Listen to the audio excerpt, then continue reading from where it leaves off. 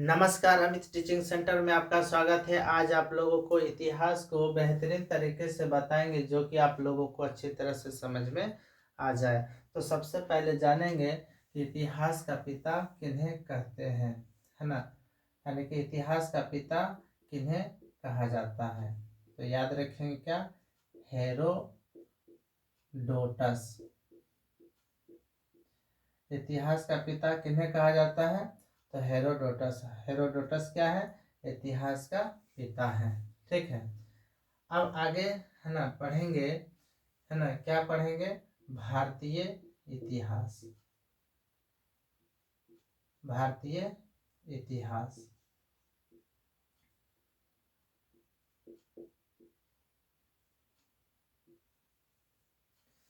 यानी कि भारतीय इतिहास को अच्छी तरह से समझने के लिए इन्हें 3 भागों में बांटा गया है। यानी कि भारतीय इतिहास को है ना अच्छी तरह से समझने के लिए इन्हें कितने भागों में बांटा गया है, तो 3 भागों में बांटा गया है ना। तो इन्हें याद रखेंगे 3 भाग को, है ना। तो पहला क्या है, तो पहला है प्राचीन भारत, है ना। और दूसरा हम याद रखेंगे मध्यकालीन भारत, और तीसरा में याद रखेंगे आधुनिक भारत। यानी कि भारतीय, है ना, भारतीय इतिहास को अच्छी तरह से समझने के लिए इन्हें कितने भागों में बांटा गया है, तो 3 भागों में बांटा गया है। तो पहला क्या है, प्राचीन भारत, दूसरा क्या होता है, मध्यकालीन भारत, और तीसरा नंबर में क्या है, आधुनिक भारत, है ना। तो सबसे पहले, है ना, इसे पढ़ेंगे। तो इसमें एक नोट याद रखना है, तो नोट क्या है, तो देखिए, नोट में याद रखेंगे कि सबसे पहले इतिहास को, है ना, सबसे पहले इतिहास को 3 भागों में बांटने बांटने का काम जर्मन इतिहासकार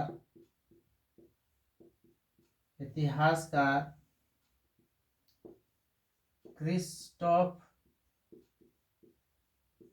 सेलियरस ने किया था। यानी कि सबसे पहले इतिहास को 3 भागों में बांटने का काम जर्मन इतिहासकार क्रिस्टोफ सेलियरस ने किया था। तो इसने याद रखेंगे, ठीक है। और अब जानेंगे सबसे पहले प्राचीन भारत को, है ना। पहले जानकारी किनका लेना है ना, किसका अध्ययन करेंगे, प्राचीन भारत।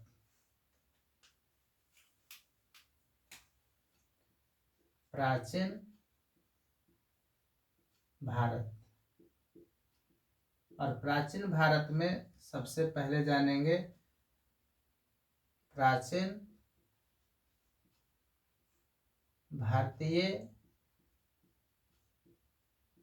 इतिहास की जानकारी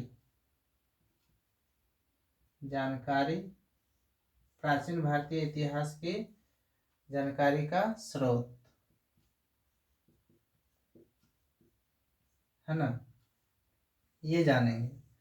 यानी कि प्राचीन भारत, है ना, पहला नंबर हम लोग खत्म करेंगे। तो और प्राचीन भारत में सबसे पहले जानेंगे, है ना, प्राचीन भारतीय इतिहास की जानकारी के कितने स्रोत हैं। यानी कि बोलेंगे प्राचीन भारतीय इतिहास की जानकारी मुख्यतः 4 स्रोतों से मिलती है। तो इनके कितने स्रोत हैं, 4 स्रोत हैं, है ना। तो कौन कौन से स्रोत हैं, तो इन्हें याद रखेंगे।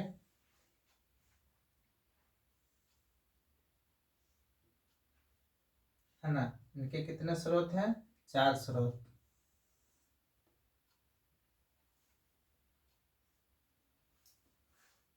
तो पहला है ना, पहला क्या है? धर्म ग्रंथ, है ना।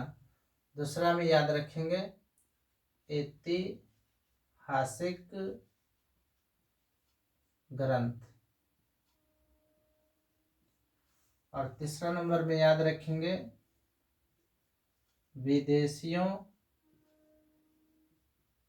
विदेशियों का विवरण, और चौथा नंबर में याद रखेंगे पुरातत्व संबंधी साक्ष्य, है ना।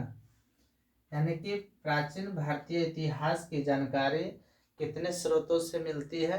तो हमें 4 स्रोत से मिलती है। तो पहला पढ़ेंगे क्या, है ना, धर्म ग्रंथ। और धर्म ग्रंथ से क्या है? ये प्राचीन भारतीय इतिहास की जानकारी मिलती है ना। दूसरा, है ना, किससे, है ना, कौन सा स्रोत है? तो ये है ऐतिहासिक ग्रंथ। और तीसरा नंबर स्रोत क्या है? विदेशियों का विवरण। और चौथा नंबर स्रोत क्या है? पुरातत्व संबंधी साक्ष्य। यानी कि विदेशियों का विवरण का मतलब हुआ कि कौन कौन से विदेशी भारत आए थे। ठीक है। तो सबसे पहले इनमें, है ना, क्या जानेंगे, है ना, धर्म ग्रंथ। धर्म ग्रंथ, तो धर्म ग्रंथ को, है ना, नेक्स्ट वीडियो में बताएंगे। तो बस इतना ही। नेक्स्ट वीडियो देखने के लिए हमारे चैनल को सब्सक्राइब करें। जय हिंद।